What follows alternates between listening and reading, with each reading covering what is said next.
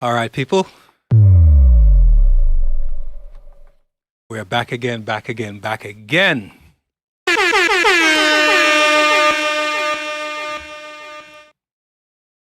With another live from Think and Say. All right, so this one is very, excuse me. This one is very interesting. So a few days ago, I came upon this very interesting article and I had to look into it. So the article was about a family that, excuse me, let me take a sip of my agua, my water.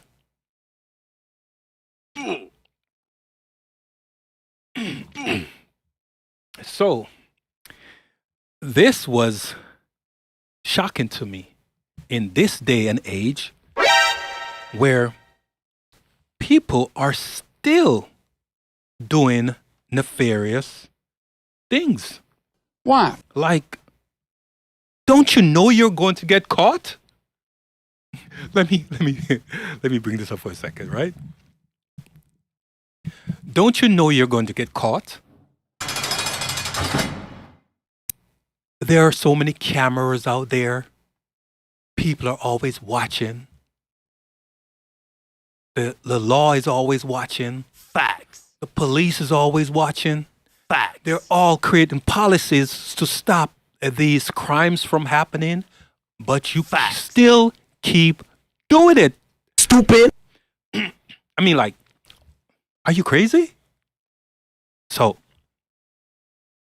there's a thrill that people have. It's the thrill of not getting caught. The thrill of doing it and getting away with it. Yeah, boy. That's why people will always do the crime. They'll always do the crime, right?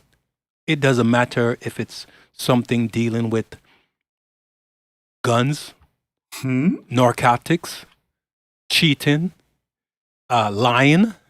It's the thrill of getting away with it. And so because of that, people will always do it. It's the age-old practice. Can I do this? And if I do it, how will I get away with it? And of course,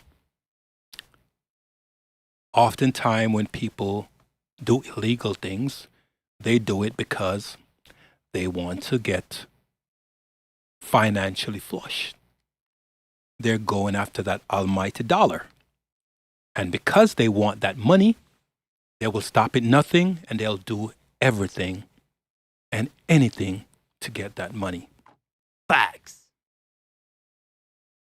They'll lie, cheat, and steal, organize, manipulate, pay off. They will just do anything to get their hands on the money. So, eluding the law, eluding the cops.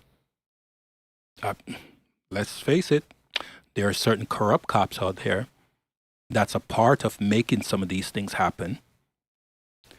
But in this current situation, I don't think that's quite the case. Well, that is not the case based on reading the article. Now, I want to be very authentic. So I didn't watch the video all the way through. I watched about, I would say, a good 10 minutes of it, and then I stopped. I didn't want to watch the video because there are two parts to this. There's an article, and then there's a video. And the video is quite interesting. But as you guys can see, and will see, that this operation that was going on in North Florida have been happening for a while. And they were going so far into the investigation. When they first started, they were just arresting the people on the street, the users, the hustlers, right? The street level, the lieutenants. But then they realize that this thing is far bigger than they really anticipated. And so they created what's called Operation Rooske, right? Now, Operation Rooske is about a crime family, my friends. It's about a crime family. So, as I read along, you guys will see, you guys can read along and follow. And when we update, we will put the links inside the descriptions so you guys will be able to go and watch the video and read the article for yourselves. But this was taking place, right, in Polk County, Florida. All right, so I'm going to start by reading the article, and you guys can follow along. And then after I read the article, then I may have some other commentaries towards introducing the video that you guys will be able to watch along and see how this mastermind family actually put this organization together and got so many people involved, right? So as we go along, we're going to read about Operation Rooske. So, news and investigations, news releases and public information. So I'm going to welcome you to the Polk County Sheriff's Office, right? So welcome to the Polk County Sheriff's Office newsroom, where the public information officers, PIOs, post all of the information that they release to the news media. PIOs act as liaison between news media organizations and the Sheriff's Office. The PIOs routinely release timely and accurate information and Crime Stoppers bulletins and respond to routine and breaking news, media inquiries. News releases and Crime Stoppers information can be found on this page, right? So just give you introduction to them, and then we're going to scroll up. Now we're going to go right to the layout of all the people that are involved in Operation Rooske. So let's scroll up just a little bit so you guys can see everybody that's involved in Operation Rooske, right? So as you can see, guys, Damn. there's a lot of people here, right? A lot of people. So we have the drug suppliers, right? And the drug suppliers are let me just expand my screen on my computer so you can see it a bit more, and so I can actually I can read it a bit more, so easier for you guys. You guys can follow along, and when the links are posted, you'll be able to go to the link and look at it for yourself and expand it so you can actually read the names, right? So I am trying to get these names much bigger so I can read it for you. So all right, so here I can see it now. Okay, so Casimiro Bibbott, that these are drug suppliers, and Wilfredo Feliciano, drug suppliers, right? And now go over to the buyers, right? So the person that orders the drugs from the suppliers, right? From the main suppliers, right, is Hector Baez Torres. That's the husband. And then the wife, Pilar Riviera, right? So the wife and husband are the heads of this Operation Rooske. All right? So, Operation Rooske is actually the police tag for this operation, but I'm going to just refer to it as Operation Rooske. I'm sorry, guys. One moment. No, that can stay. Then then we have, so once Hector and Pilar orders the drugs from the main supplier, because of course they want to keep their hands clean, so they order it, then their son-in-law will take over from there, right? The son-in-law is Miguel Castro. Miguel Castro now is the boyfriend to Pilar and Hector. Pilar and Hector is the father-in-law to Miguel Castro, because their daughter is with Miguel. Her name is Gemini Baez Riviera, right? So Hector and Pilar is Gemily, mother and father, who is the girlfriend for Miguel Castro. Miguel Castro is essentially the captain, right? And his girlfriend is his co-captain, right? So we have the bosses, and then we have their captains, and then the captains now have, so the captain now, Miguel and his girlfriend are now the suppliers for the lieutenants, right? So these all would be the lieutenants, would be the street level distributors now. That's the third layer. So no, sorry, the fourth layer. So the first layer is the main suppliers. The second layer is the people that put the order in, the couple that put the order in. Then it goes down to the girlfriend and boyfriend, right, who is third down on the scale, and then it goes to the fourth down on the scale, which are the distributors, right? So these are the lieutenants now for the heads, right? So we have a girlfriend and a boyfriend team, right? Luis Ramos Delgado and Wilma Fuentes, right? Girlfriend and boyfriend. And when you watch the video, you guys will see, right? The sheriff will lay it out much better than I can. But I want you guys to get kind of like familiar with what's going to happen, right? And then we have Hector Marcano, right? And then we have Luis Lopez. And then we have Norberto Otoro, right? He's wanted, right? They're looking for him because they got everybody else already. And then we have Abel Flores, right? So these are the these are the 6 individuals that are the fourth level down. And then we have all the street people. I mean, we have a whole lot of them, right? Over 60 people arrested in this Operation Rooske. So let me scroll down now, and then we're going to go. So this happened in June 28, 2024. Now I'm going to read. Operation Rooske, a family affair.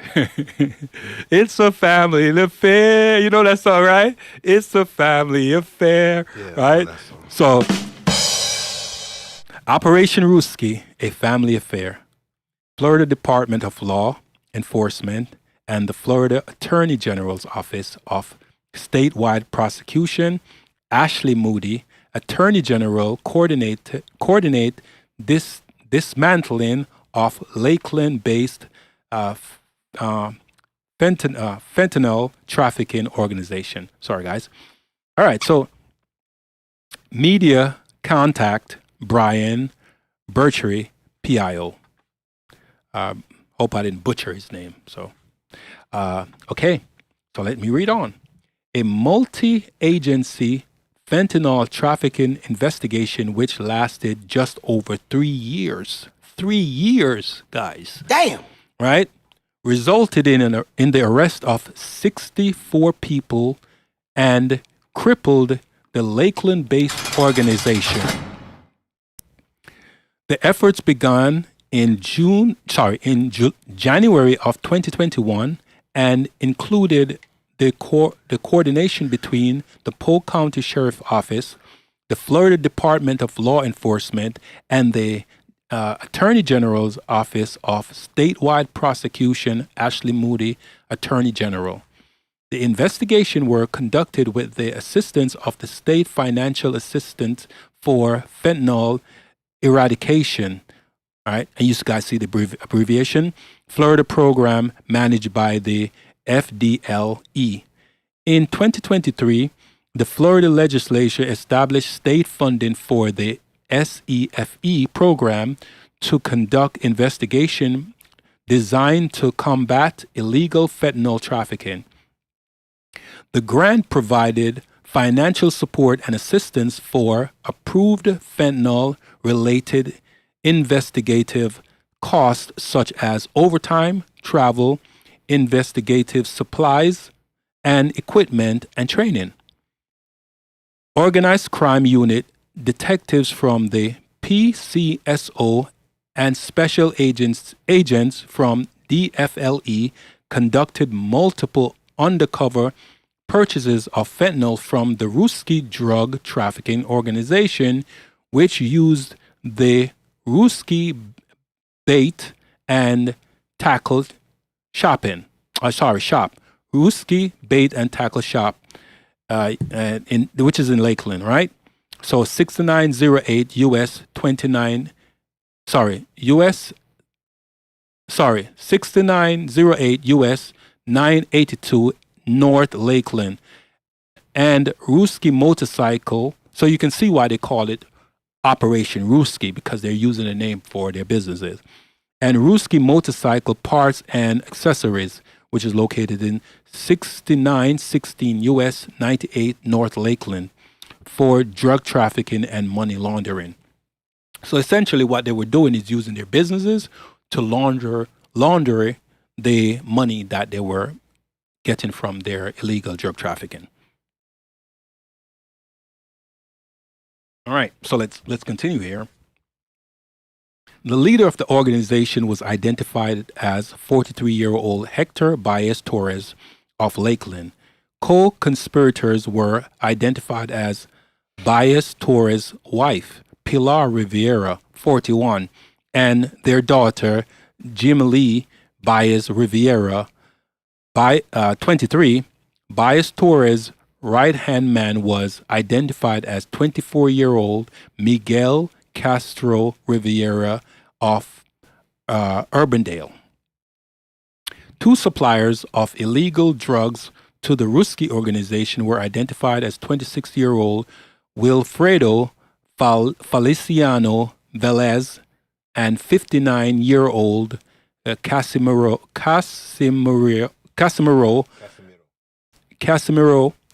Bibet del Valle of Kissimmee. Feliciano Velez was arrested by PCSO detective as he was delivering 3 kilos of cocaine to Hector Baez Torres. Bibet del Valle was arrested at his residence by the Osceola County Sheriff's Office during the execution of a search warrant. On June 20th, 2024, detective from the PCSO, PC dyslexia, guys, sorry. So let me read that again. On June 20th, 2024, detectives from the PCSO's Bureau of Special Investigation, along with FDLE special agent, executed 5 search warrants in Polk County: Rooske motorcycle parts and associate, Rooske bait and tackle shop, the residence of Hector and Pilar, the residence of Jimmy Lee and Miguel, and 3 residents of Luis and Wilma, and 1 in Osceola County, the residence of Casimiro. All right. During the investigation, the following illegal drugs were seized: fentanyl, 742.14 grams, cocaine, 3,585.42 grams. Damn. Wow. That's a lot. That's a lot of coke. That's a lot of coke, right? How say you pronounce that? Methamphetamine. Sorry, thank you. Methamphetamine. When I can't say the word, just hop in, right? I got you, bro. Methamphetamine, 13.08 grams. Oxycodone, codone, 57 grams, and marijuana, 228.69 grams. The total street value of the seized illegal drugs estimated to be worth $475,348.60. So that's $475,348.60. Right?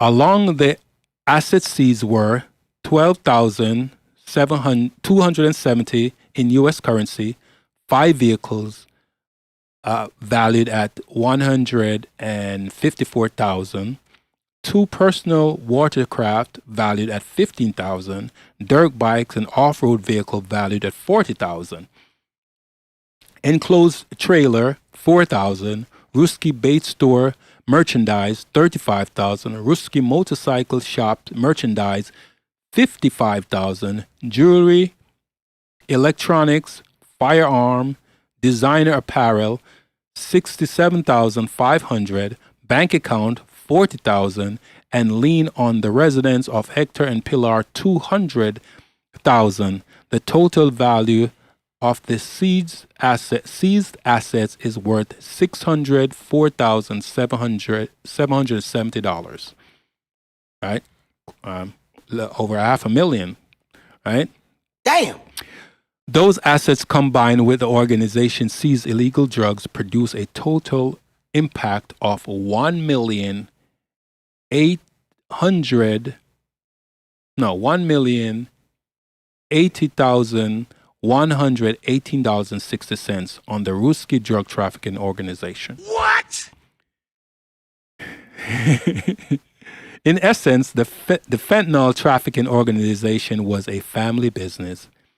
The motorcycle shop and the bait shop were corrupt businesses that were used as a means for money laundering. Their customers weren't involved. They had no idea what was going on. In fact, the owners tried to project a wholesome facade while conducting their criminal enterprise behind the scenes until it all came crashing down on them. Thanks to the fantastic work of our detective, Grady Judge Sheriff. While most of the arrests were buyers of illegal drugs from the Rooske organization, detectives used those arrests to lead back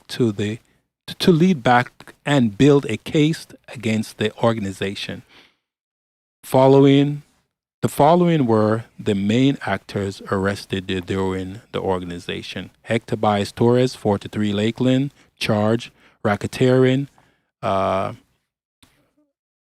conspiracy to commit racketeering, unlawful use of two-way communication devices.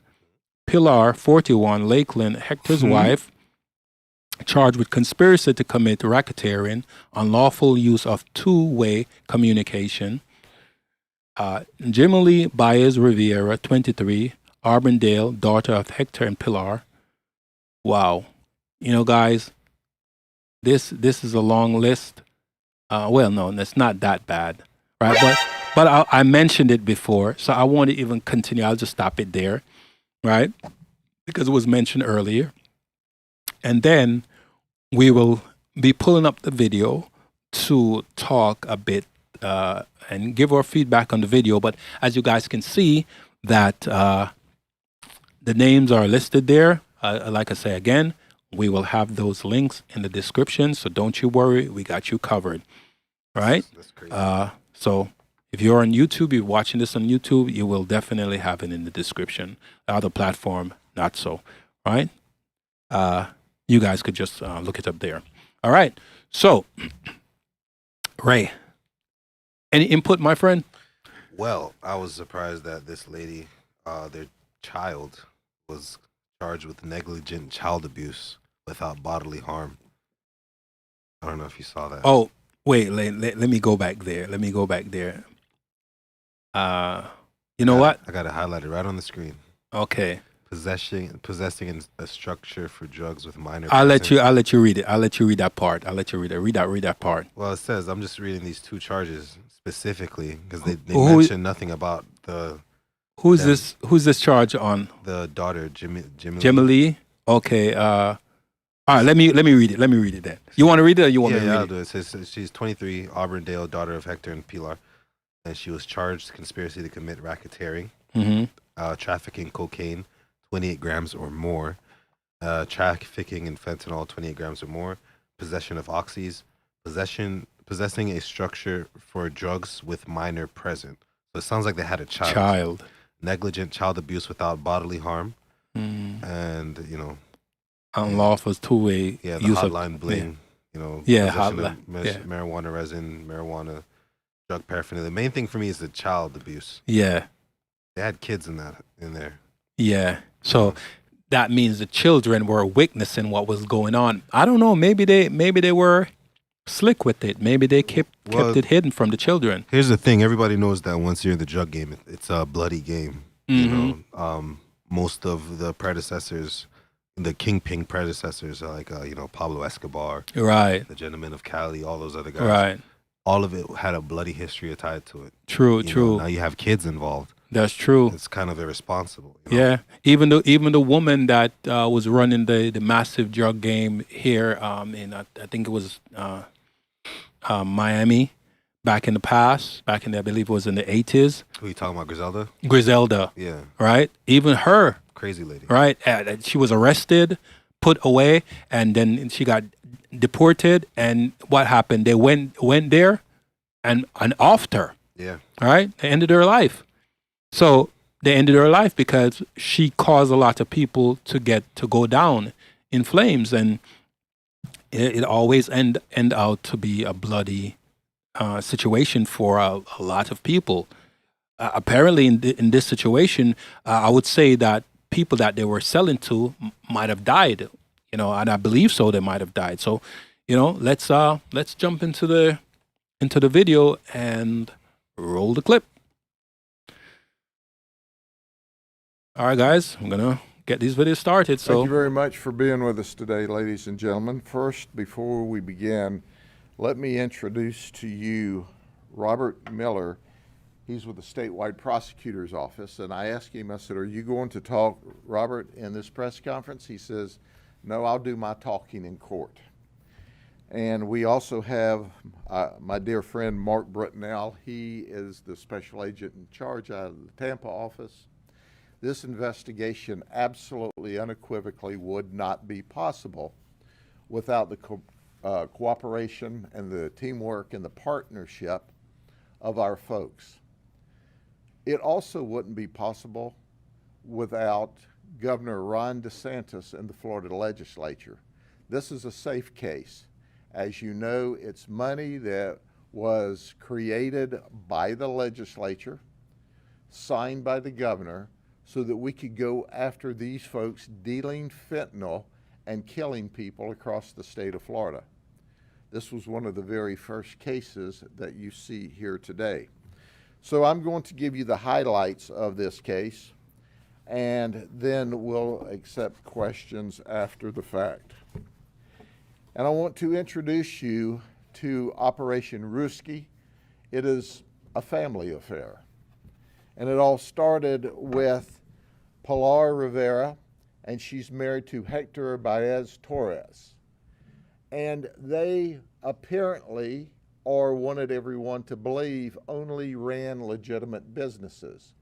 On Highway 98 North in Lakeland, they had the bait shop, Rooske's Bait Shop, and Rooske's Motorcycle Parts and Repair Shop. And their people would have legitimate business. We find it ironic that why these businesses appeared legitimate, this is how they washed their money from their dope deals. So these businesses are operating. In fact, Hector got on to people for smoking marijuana. He said, we can't have the odor of marijuana in our business. It's bad for business. So he's telling his legitimate employees, which have nothing to do with the dope world, hey, no marijuana smoking here. It's bad for business. Here's what's really going on. When you look, there's Yo, this is this is fascinating, right? Yeah. You guys can only have to get this from the sheriff, right? Because even while reading this, that part was not conveyed in this article, right? Now, while they are doing their dirt, right? They are letting everybody know that, hey, be careful. You can't have marijuana smoking here. We don't want to set any bad examples. We don't want our customers to feel like we're indulging in any illegal activities here. Please don't smoke. You know, if you want to do that, go outside, away from the store, right? So now, it's just amazing, like the irony, right? Yeah, man. It's The crazy. irony. All right, listen. Anything to keep up appearances. Exactly. It's kind of like somebody telling you a lie, and then saying, "What you heard is not what I said." It's like, what? I just heard you say that. I'm saying, no, I didn't just hear you say that. I recorded it too, right? But what Oh. the hell, boy? Well, what I said in that recording, what you recorded, wait, you recorded me, right? So that's going to be the response. And they're going to say, oh, what I said in that recording, it's misunderstood. It's misinterpreted. You are taking it out of context. Wait, so what you said was A, B, C, and now you want me to think that you said X, Y, Z? Jolt this tube. That's exactly what happened here when he's telling his employees not to smoke marijuana, right? Because he doesn't want the customers to think that they're indulging in anything bad and in nefarious acts, right? So it's just crazy. It's just crazy. All right. Let's continue Hector here. and his wife. That's the CEO and the CFO. His wife took care of all the money. She took care of the money not only for the legitimate business, but for the drug trade. And then you come down and you look, and this Jimmy Lee Baez Riviera, who's 23, she is the daughter of Pilar and Hector. They like And both of them. Miguel is her boyfriend. She is an assistant to Miguel. Miguel is the one that actually received the dope from the big-time dope dealers, and then he would distribute it down to the lieutenants, who would then sell it on the street.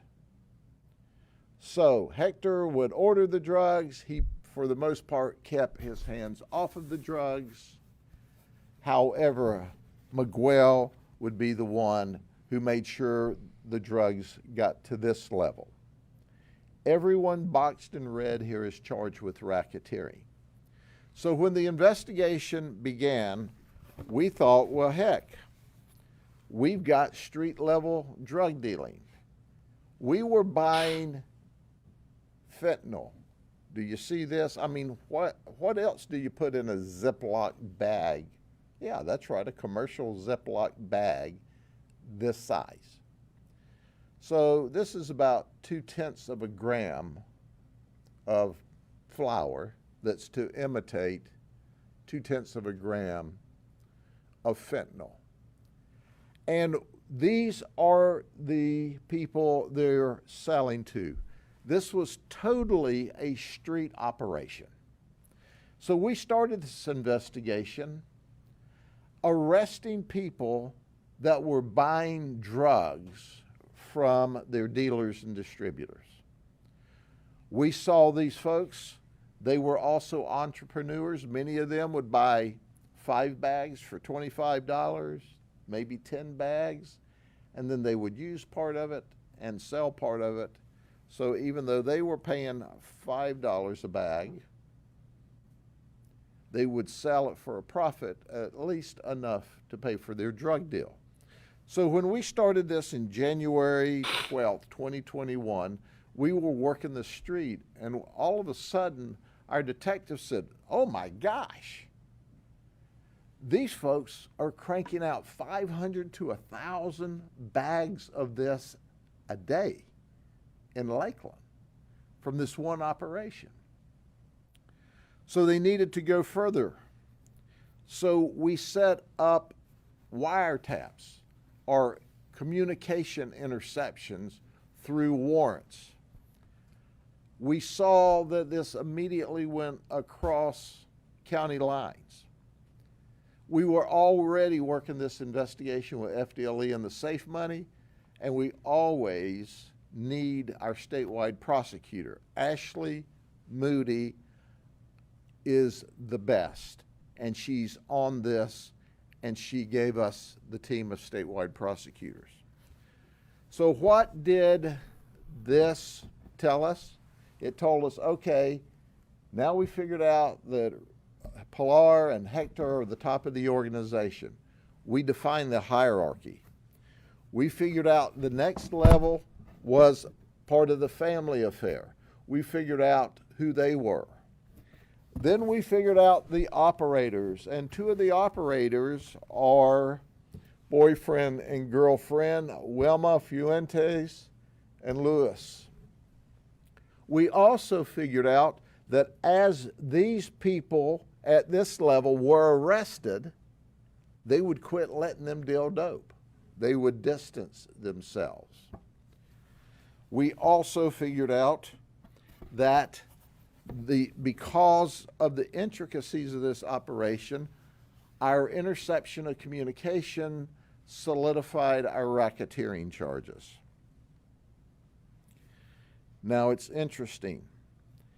On June the 20th, our folks served a total of 6 search warrants. One was served by FDLE and Osceola. We served the other 5 here. And we seized a lot of things. We seized motorcycles. We wiped out and seized everything from the bait shop because we were able to funnel the money and see it follow back up to be laundered at the legitimate places. We seized guns. Ladies and gentlemen, I say this every time, and I'm going to say it once again, and you'll hear it the next time. People who want you to believe that drugs are low. All right, guys. So, I want to mention for you guys to do us a favor, right? You want to get in on the conversation, you can call us at 1-844-PUT-ME-ON. That's 1-844-PUT-ME-ON. So I give you the number plain. That's 1-844-788-6366. 1-844-788-6366. Okay? So you guys can hop in on the conversation, comment on the video, but we're having fun here, guys, because this is interesting, right? So again, you can check the scroll bar at the bottom of the video, and you can see the information there. 1-844 put me on, or 1-844-788-6366. All right. So remember to like the video, share, comment, right? Subscribe to our channel. Follow us on our other platform at Think and Say What. That's Think and Say What for some, and for some it's just Think and Say What. And for Rumble, YouTube, and Twitch, it's Think and Say, right? So, all right, guys. So remember, you can join the conversation at any time by giving us a call at 1-844-PUT-ME-ON. All right, let's continue. Level and nonviolent are either mentally insane or they're flat out lying to you. We see 2 names in red here. This drug killed at least 2 people from fentanyl overdose. Now, we didn't track all of these folks. We arrested a total of 64 people. So we don't know how many others we Narcaned or were Narcaned to save their lives, or how many of these others of just this snapshot, because we quit arresting these street level people because it was putting heat on our ability to move up the chain of command. And then you have the guns. You know, Louis Vuitton. How many of you have a Louis Vuitton semi-automatic rifle? Hey, you ought to be trendy while you do that. But what the hell, boy? Or when we went to serve the search warrant on Miguel, here's the interesting thing about Miguel. You know what happened? He had his gun. That's right. He had his gun he hid in the attic. We were sure that our detectives were going to end up in a shootout with Miguel. A Louis Vuitton gun. Like, the guy wrapped his gun with the Louis Vuitton material. It is crazy. Like, Yeah, man. I mean, I guess you're going to have to use your gun in style. Boy saying bossy. Exactly. I mean, why only dressing it? Why would he only want to dress himself in Louis Vuitton when he has his best friend on his side? Hey, listen, he has his girlfriend, but guess who is his side chick? Guess who is his side chick? His side piece. His side piece. Damn. His best friend till the end, like Chucky. So he had to dress her in Louis Vuitton too. Right? All right. Let's continue. But after an hour and a half, our hostage negotiators, and in this case, our barricade negotiators, talked him out of the attic, and we were able to arrest him and take this gun without a shootout. These lies on my name! These detectives that worked this case. Good job. We seized legions of property, as I talked about. I've got to tell you about Miguel. Miguel earned $1 a bag for every bag he sold. Well, you think about it. $500 to $1,000 in cash a day is not bad. And Miguel told us upon his arrest, 30 years for $1. That's what he told us over and over and over after he was arrested. He should have thought about that ahead of time. Then he would have put his head in his hands and tell the detectives, I can't believe it. 30 years I'm going to get. 30 years for $1. Finally, he figured it out. Yep. But that wasn't all. He managed to have his wife tied up in it, or his girlfriend tied up in it, and her mama and her daddy. We figured the gross income was about $2.7 million during this operation. It's interesting that as we served these search warrants, that you had Wilma. Wilma wanted to kind of be on the sideline, but she delivered dope when Lewis was not available. Let me tell you what we discovered during the investigation. Lewis didn't miss his meals. Everything stopped while he had a lunch break. Everything. Well, wow. Wilma would deliver the dope when he was on a lunch break. So his lunch got her wrapped up in a racketeering charge. We thought that was humorous. It's interesting that Ironic. They said that when they were doing the undercover operation, they would see these folks buy 1 bag, 5 bags, 10 bags resell.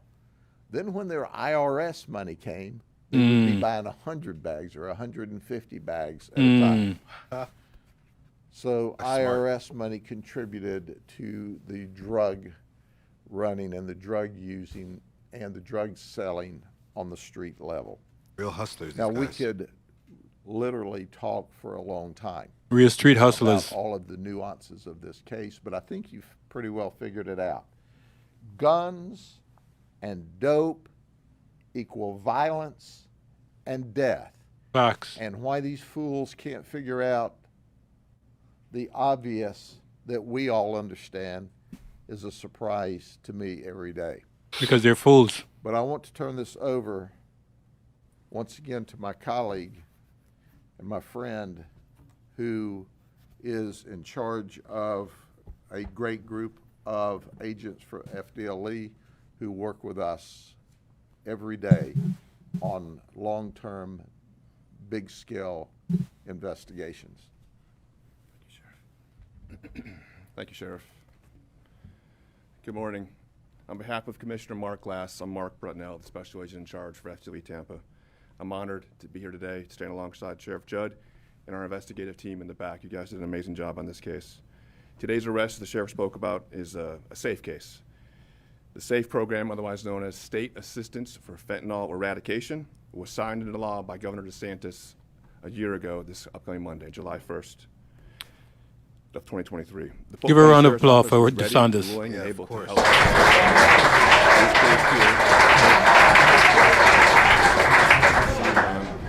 July 14th of 2023. And like the majority of our SAFE cases, this was a case that was targeting drug trafficking organizations that were peddling poison to our citizens. So I pulled the numbers for the statewide SAFE initiative for the first year, and they're very, very impressive. So to date, we've had statewide 110 SAFE investigations across the state. We've had $14.7 million obligated towards these investigations. And the numbers speak for themselves. We've seized over 37 kilos of fentanyl, 30,000 fentanyl pills, 55 kilos of cocaine, 20 kilograms of methamphetamine, almost $500,000 in currency seized. To the sheriff's point earlier, 72 firearms, and an astonishing 410 arrests. And that does not include this case. Again, these target the drug trafficking organizations to try to keep our families safe. I'm not going to say that the sheriff and I are very competitive, but we're very competitive. So those cases, the Polk County Sheriff's Office has been a stalwart in this. They have probably the most cases of any agency in Florida. The Tampa Bay region, I'm proud to say, has had a very good response to this SAFE program, and we've put a lot of bad people in jail that deserve to be in jail, and we've taken a lot of drugs off the street. It's not for a lack of trying, it's for partnerships, as the sheriff spoke, between Attorney General Moody's office, FDLE, the Polk County Sheriff's Office. The teamwork is amazing, and I do expect us to be here a lot more with SAFE cases moving forward, as the legislature and the governor have, for this upcoming budget, have again assigned us lots of money to keep this initiative going. So again, I want to thank everyone in the back room, investigators, great job. I'm very proud to stand here for this case. Thank you very much. Thank you, Sheriff. Round of applause. It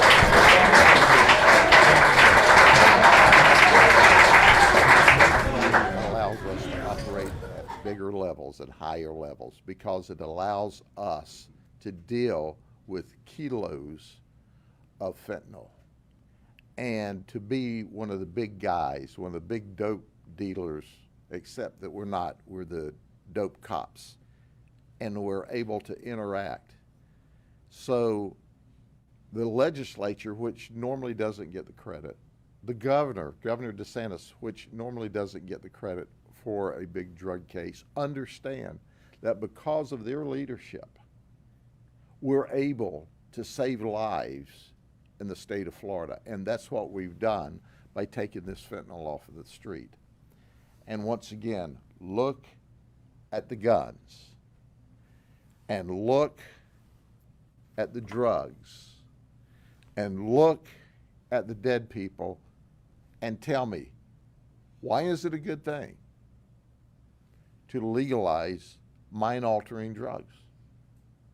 And all across this nation, in Oregon, in California, we've seen them either decriminalize or reduce felonious drug charges to misdemeanors in California where they don't hold people accountable.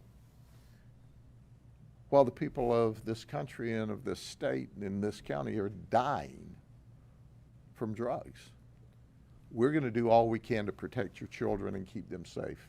We're going to do all we can to make sure that people don't die as a result of the drug or of the gun. But look at this once again.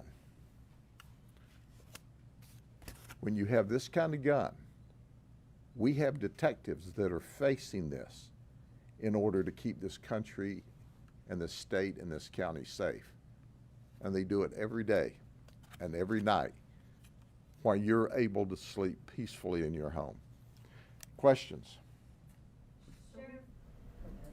A lot of us know Pilar and her daughter because they were related to that 3-year-old boy who was tragically killed in Lakeland earlier this year.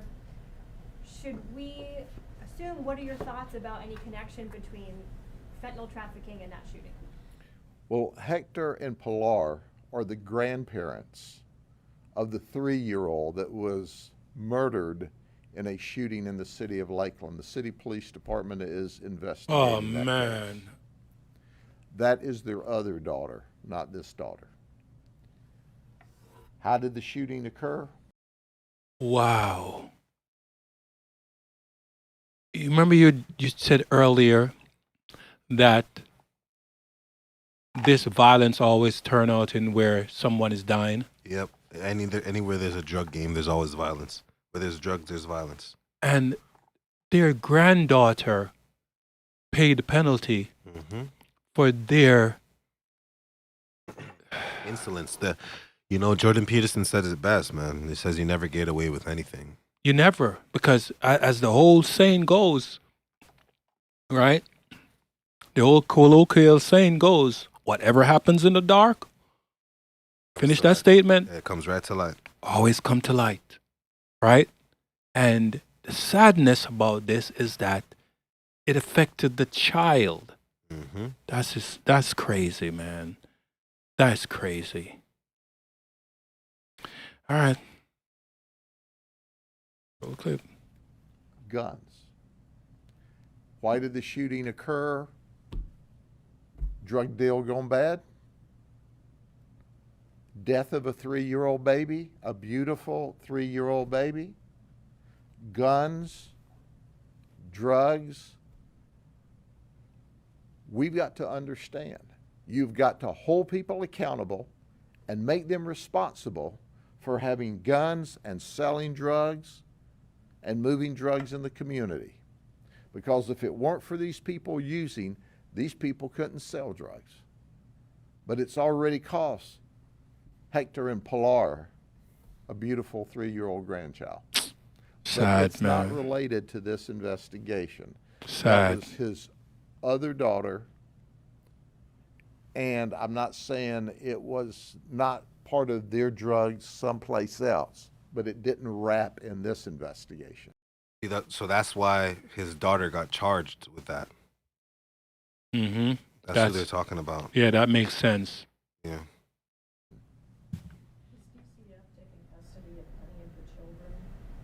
I'm not sure the current status, but I can assure you of this, that we report to DCF, and there are some of the charges.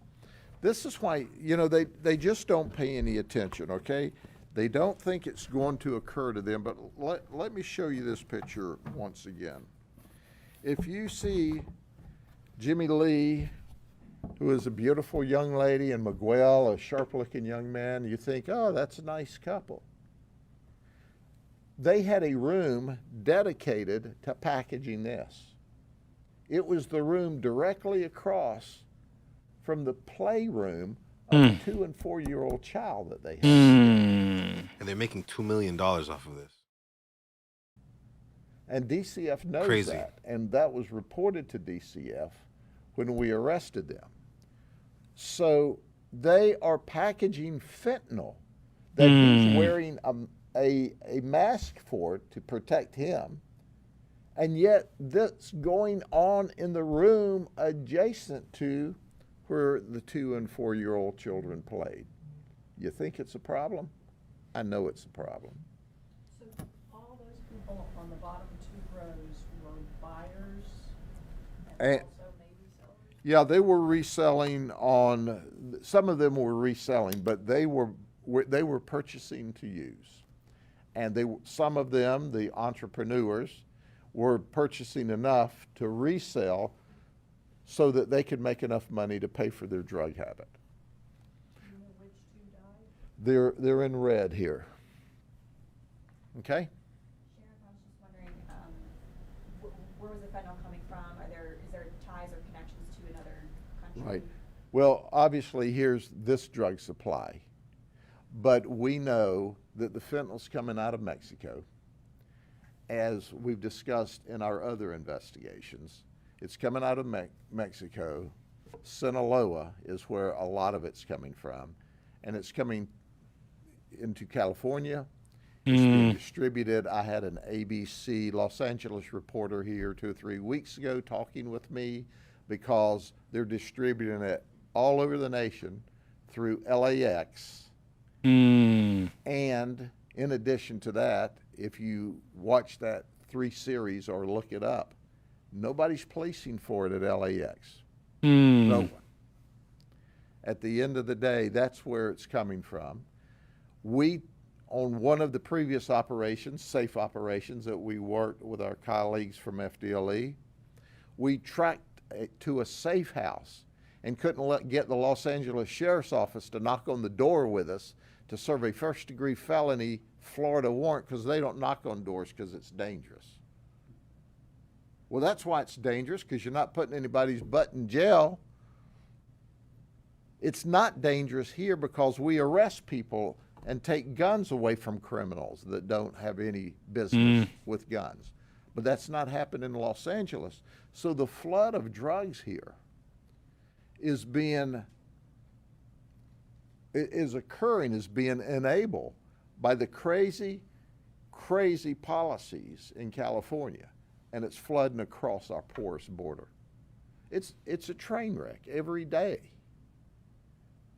And yet we watch government officials elected at the national level, the federal level, and the state level do nothing while your relatives die in the United States because of their lack of interest. That's not happening here. We care about your relatives and your children, and we're going to do everything we can to keep them safe. But when the sale of drugs like this can cause a 3-year-old baby to be murdered, that's a scary thing. Why did this take 3 years? Is that typical for an undercover investigation? Because we started working this at a street level thinking it's just another street case, okay? And then it was, whoa, this is not just a street case. And then it was, well, there's legitimate businesses that are fronts that are being used to laundry. So then we go through the wiretap process, and that's another process. And then we end up with... Guys, this is where I watched it up until, not entirely, but partly, because while watching it, I kind of like dozed off. So I don't know what was said beyond this point.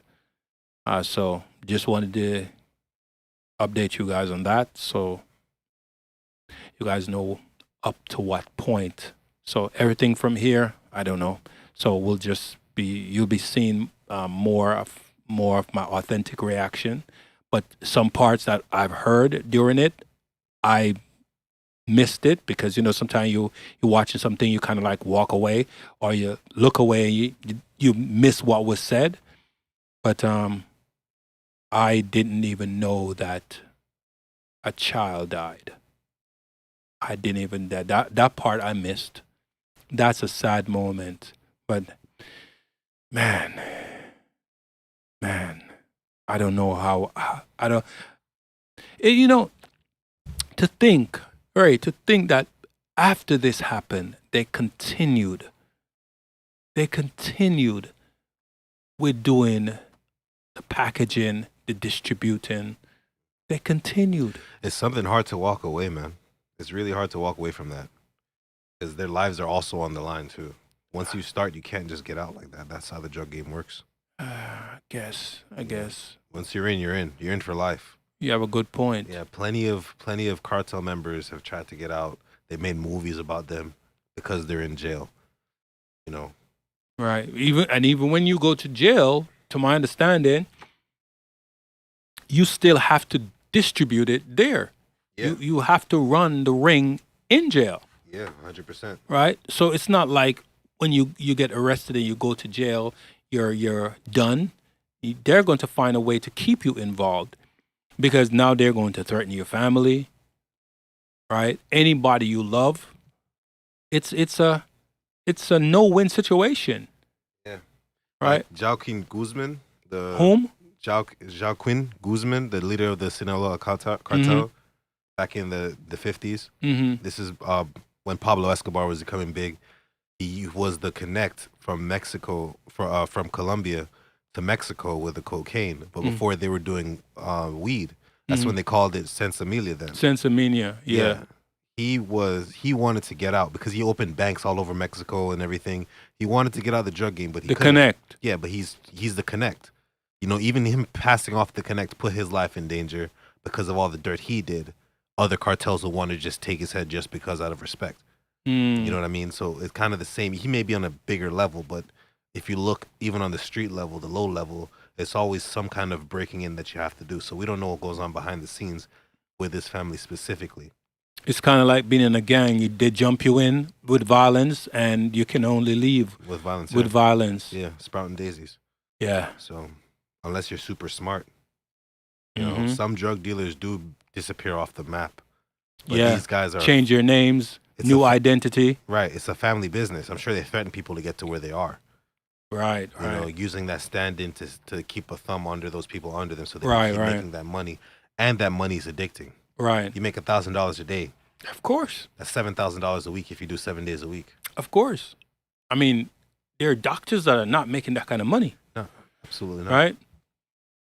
If you're a dentist, you have to have a very good practice to be pulling that a week. Right? Right. So, and it would only mount into more because if you're doing 1,000 a day, right? 7 days, seven G's, right? Yeah. The only thing that's going to happen is inertia. It's going to expand, and your profits or the revenue that's going to come in the future will only double and triple. So you can be making 7,000 this week, and then something miraculous happen in the following week. You're doing 14K. Yeah. Right. Yeah, and that's just the money side of it, you know. And for those who don't know, Joaquin Guzman, he is the guy before El Chapo. He made El Chapo. Well, El Chapo was in the same gang as him, and you know, El Chapo outlived him. Well, he's not dead, but El Chapo. Who, Guzman? Yeah, he's not dead. He's in prison. But you know, El Chapo, he kind of outmaneuvered the police, and he's still kind of, you know, everybody knows the story of El Chapo, but he became more famous, right? Because he built off of what Guzman did. You know, so you think about that. He's the head of the Sinaloa cartel, where these suppliers are from. So you don't know what type of deal they made with their family, right? You know, it's kind of like being able to move weight without lifting any weight. Right. All you have to do is just say the word, and somebody else will do it for you. Yeah. This is basically. And if you don't, they kill him. You kill him. Right. This is basically what these people were doing. Right. The organization were well put together to make sure that they have legitimate business. Right. Legitimate businesses, while they were using it to wash the money that they were bringing in. Now, this is an age-old game, right? We've seen story, right? We've watched movies. What's a famous movie? Say Hello to My Little Friend. Oh yeah, Scarface. The Scarface movie, right? It's there's so many different renditions and variations and explanations that will tell us that, hey, this is happening, has been happening. It will.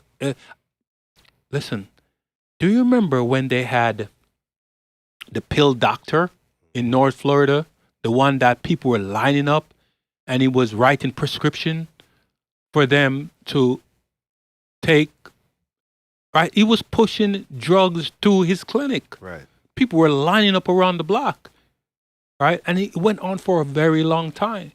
This guy was driving the most expensive cars, right? What ended up happening? He went down.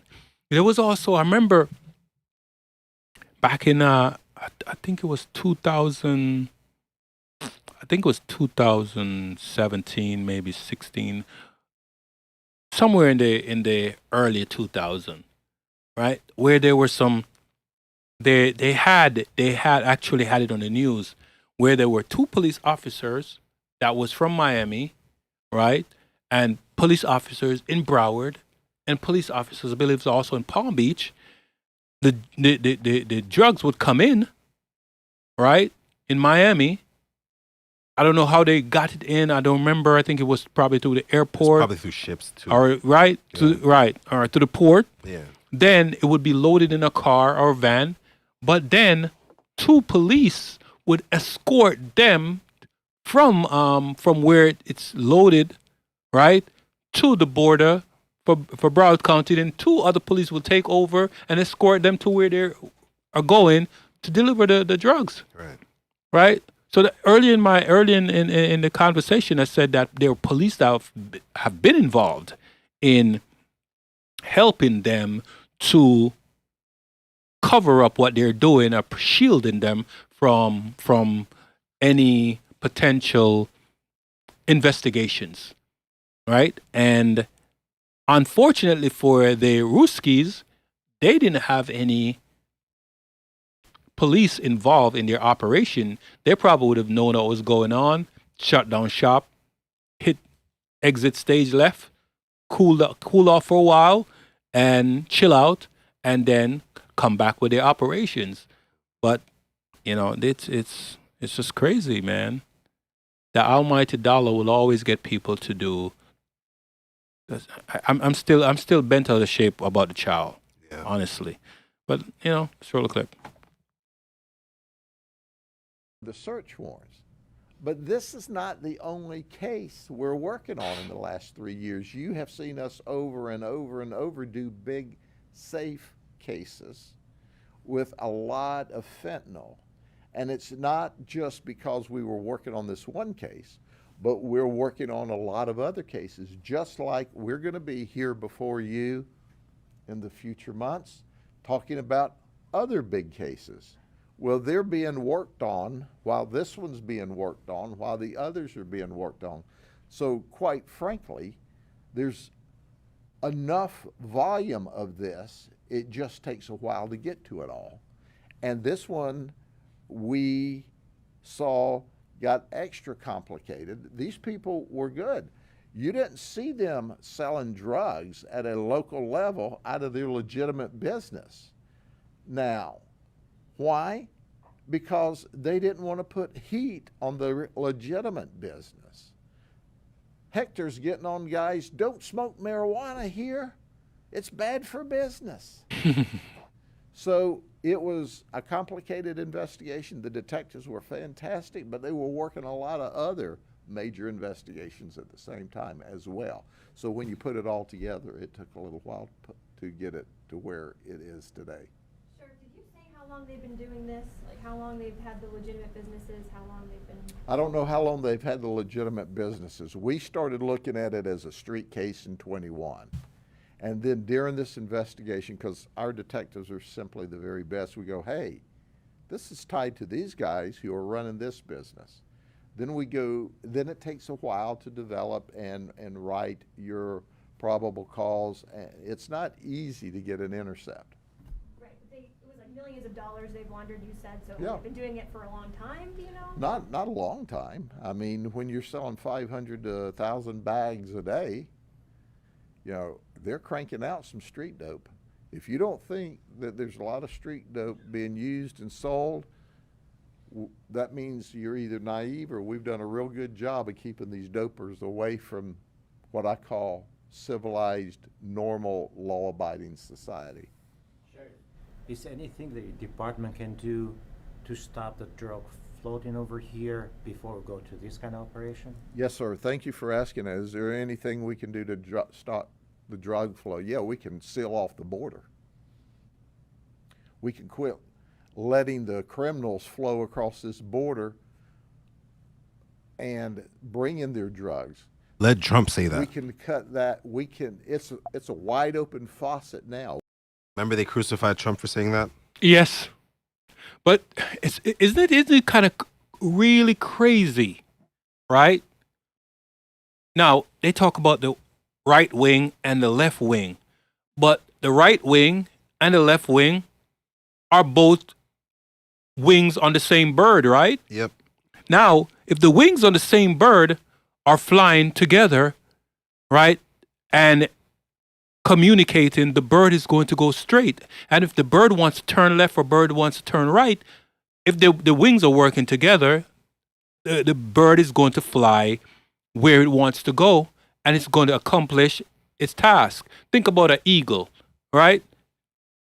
Sees its prey, aims at its prey, and shoot at the prey, and boom, catches its prey. Right. But if you have two wings on the same bird, one flapping down and one flapping up, it's going to be off balance.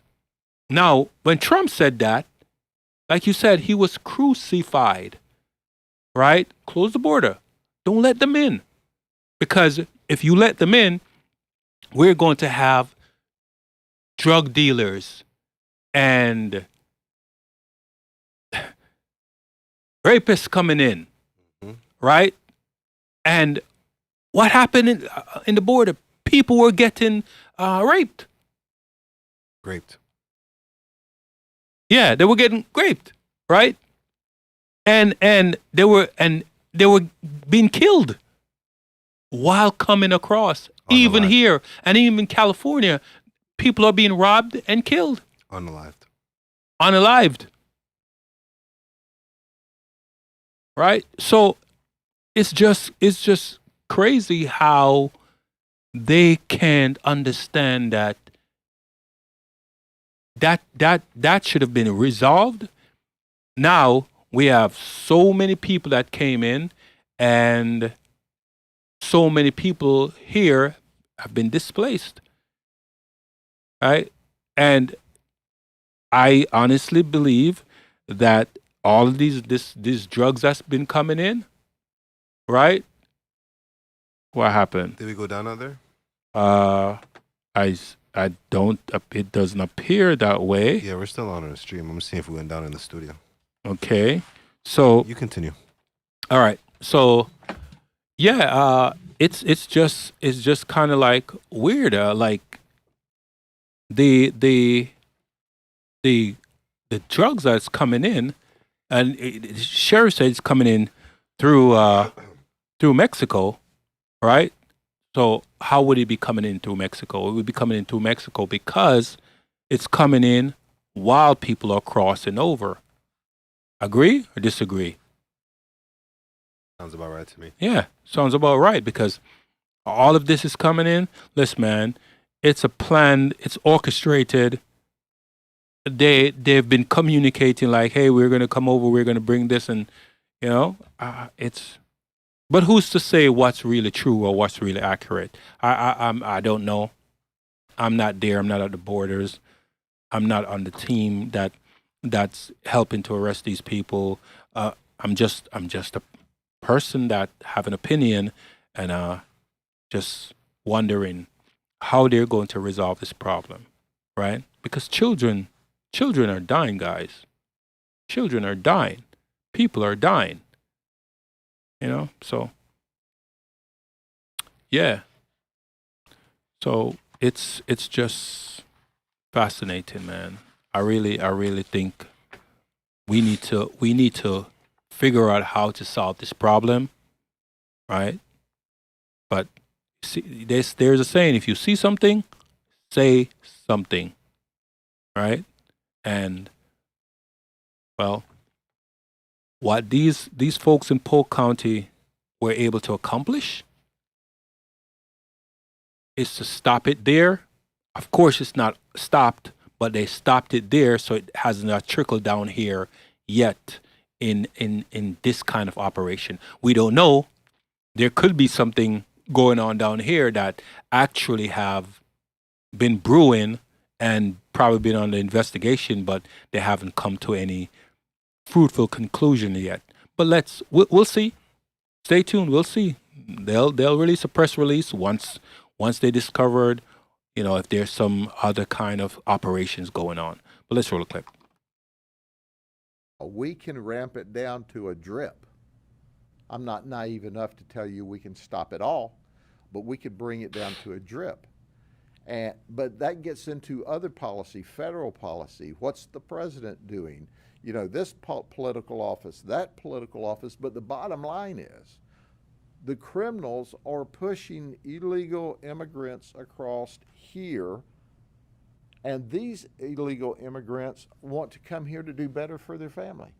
So while all the officials are tied up with the infrastructure and dealing with these folks, then they're flooding victims of human trafficking and drugs and guns across the border here.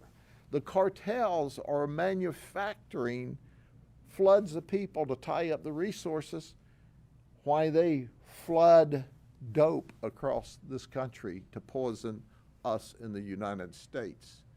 So the cartels are taking advantage of the horrible border policy, and the federal government gets an F. So, in reading the affidavit, a lot of these deals took place at McDonald's, Walmart parking lots, Publix parking lots, and clearly could have gone sideways very quickly. Who picked the drug deal spots? Usually the drug deal spot is picked by the guy that's delivering the drugs where he feels comfortable.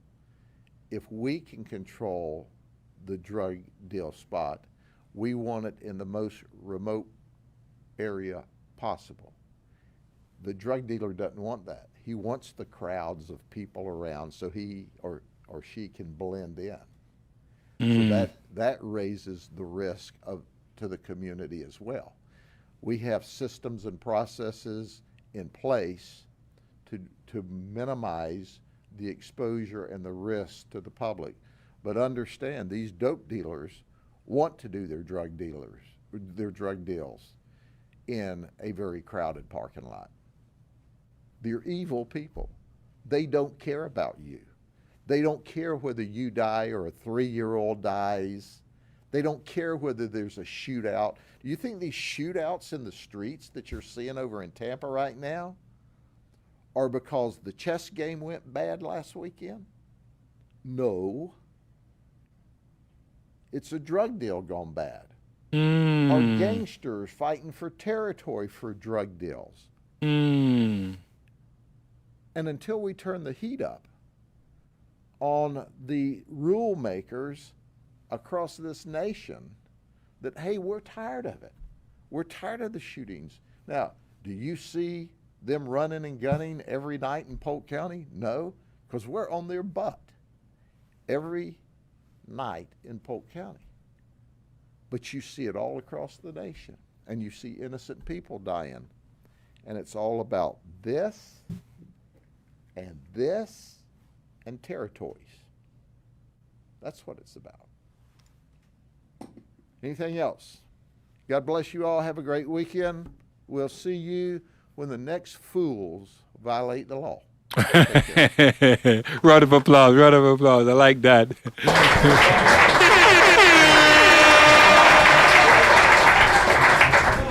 Yeah, he's literally right. He's literally right.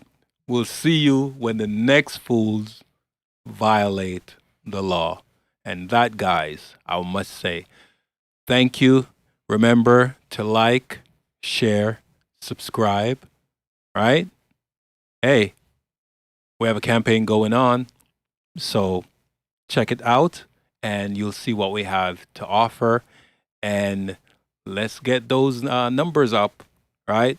The more numbers we get up, the more content, the more we're able to provide you with great content. We're always improving.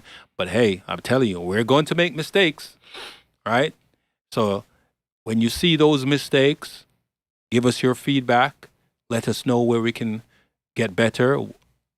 Suggestions. Let us know. Good feedback, bad feedback, we'll take them all. And good feedback, we appreciate it, but we'll still improve on good feedback. If the feedback is considered to be negative, it won't be considered to be negative to us because it will only give us the opportunity to improve because that's the only way we're going to get better. So, like I said, remember to like, share, subscribe. You want to get on the Think and Say podcast, hit us up at 1-844-PUT-ME-ON. That's 1-844-788-6366, right? You can also support the channel by going to Think and Say, right, on Cash App, right? Think and Say on Cash App. So look for us on Cash App at $, or cash, how that goes, Ray? Cash tag. Cash tag. Right? Look us up at on Cash App, cash tag, Think and Say, right? Or you can also go to chat.tips, right? So that's chat.tips and support the channel, right? And we'll update the description with all of that information in there so you guys know how to find us and how to support the channel. And with that, thank you guys for watching. Remember, question everything and let's talk about it. Think and Say. Take it away, Ray.